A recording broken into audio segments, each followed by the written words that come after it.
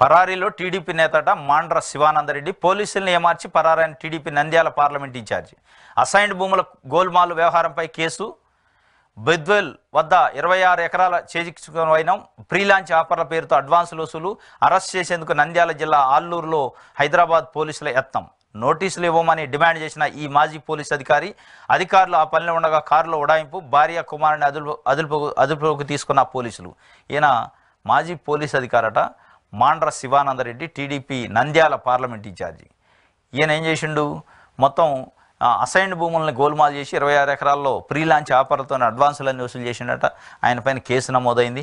దానికి సంబంధించి ఆయన అరెస్ట్ చేయడానికి హైదరాబాద్ నుంచి పోలీసులు వెళ్తే ఉడాయించిండట. నోటీసులు ఇవన్నీ నోటీసు తీసుకున్నట్టు నటించి దొంగలాక పారిపోయిండట.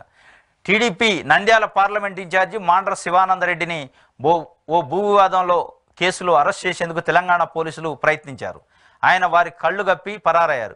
ఈ నేపథ్యంలో ఆయన భార్యను కుమారుడిని హైదరాబాద్లో పోలీసులు అదుపులోకి తీసుకున్నారు. అసైన్డ్ భూముల కొనుగోలు పంచాయతీకి సంబంధించి భాగస్వాముల వివాదాలతో హైదరాబాద్ నగర నేర పరిశోధన విభాగం CCSలో కేసు నమోదయ్యాయి.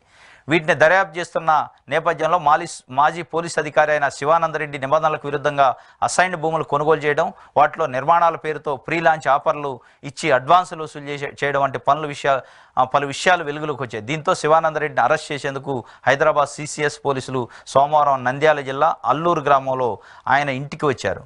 భూ కబ్జాకు సంబంధించిన కేసులు విచారణకు సహకరించాలని ఆయన కోరారు. నోటీసులు ఇవ్వకుండా తాను సహకరించనని మాండ్ర చెప్పారు. దీంతో పోలీసులు ఆ నోటీసులను సిద్ధం చేసే పనిలో నిమగ్నమయ్యారు. ఈ సమాచారం తెలుసుకున్న టీడీపీ శ్రేణులు శివానందరెడ్డి ఇంటికి చేరుకొని పోలీసులతో వాగ్వాదానికి దిగారు. ఈ సమయంలోనే శివానందరెడ్డి పోలీసులు కళ్ళు కప్పి కారులో పరారయ్యారు. ఇది ఒక దొంగ లెక్క పోయిండట. మొత్తానికి కళ్ళు కప్పి పోయి ఇప్పుడు మరి హైకోర్టులో పిటిషన్ వేస్తాను. ఇది వాస్తవం.